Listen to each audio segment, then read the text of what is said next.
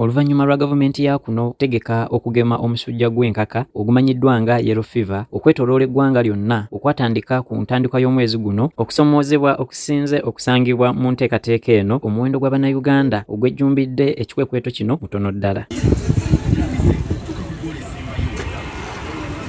Kyalo Gombe ekisangibwa mu Wakiso Town Council mu disitulikiti ey'e Wakiso olwaleero MRUTV weesimbye amakanda okwongera okunoonyereza ku nteekateeka eno. Newankubadde nga ennaku z'omwezi 4 omwezi ogwokuna disitulikiti y'e Wakiso yayisa ekiwandiiko ekikunga abantu bonna mu bitundu eby'enjawulo mu Wakiso okwegemesa omusujja guno okwatandika nga ennaku z'omwezi 2 omwezi ogwokuna omwaka gw'2024 era nga kugenda kukomekkerezebwa nga ennaku z'omwezi 8 omwezi guno ogwokuna omwaka 2024.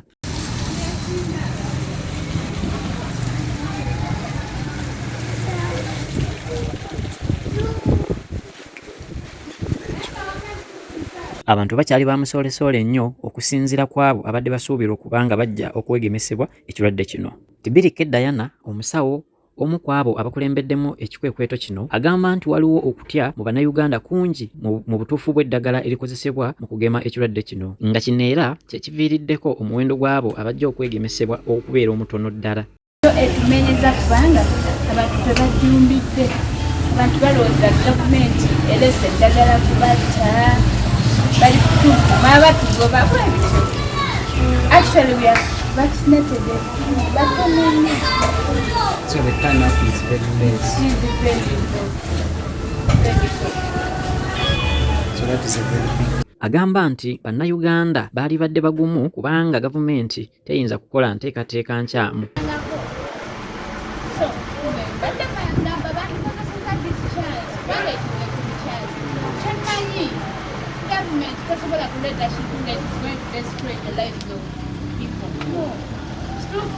Belong to the government, the government, what your organization? Regulating. Let me say, about who? World Health Organization. Yes. Just a word of government here, Uganda, she did dangerous one. Yet they put it under government of Uganda. And the government of Linda, Otio.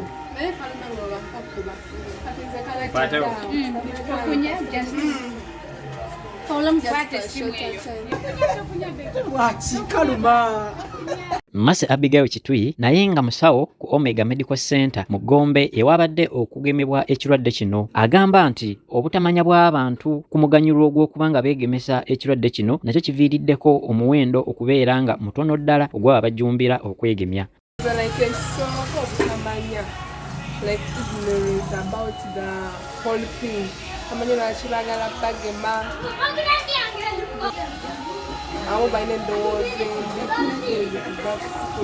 ndagala jonna mpundagala obugamba newawalanga tambira jagala no vaccine nenga ijirabamu bayine ndowooza zaabwe. Musawo Tibiri ayongedde okunnyonnyola ku ngeri obulwadde buno gye bukwatamu abantu n'ayongera n'okunnyonnyola ku ngeri obulwadde buno gye bukusaamu omubiri era n'ayongera n'okutunnyonnyola ku butya bwe tuyinza okwetangira obulwadde buno.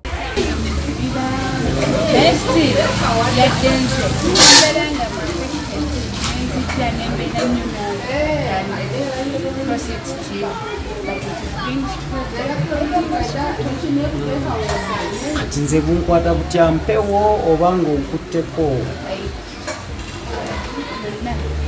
Just to risk naye nga ennokwata kale ekiseera ekinene bw'oba tofunye these signs kubanga waliwo immediate signs amaaso egafuka then like mu baana abato buno obuto bwenyuminyumye omubiri gwamanya okufuuka yero naye osi nnyo okubanga oyinza okukonfuzinga yero fever ne jaundice mu baana abato tulina obulwadde jaundice tebubeerera nga bwabeerayo naye naawe omuntu omukulu mostly amaaso obutuulira naye era with the time ekiseera kituuka notandika okuwulira ng'obulumi saidi y'ekibumba era bw'ogenda like through the scan nga bakugamba nti ekibumba kiriko obuzibu.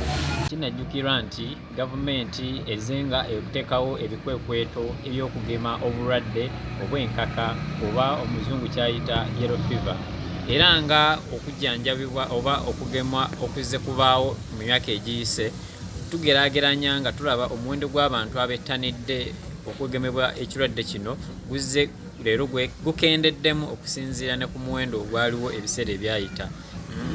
Mu nteekateeka eno gavumenti eyongera okukubiriza bannayuganda okwongera okujjumbira okwegemesa era nga ebbanga lisigaddeyo tono enteekateeka eno ebe ng'efundikirwa. Nze Kasirivu James Ronald olwa MRU TV.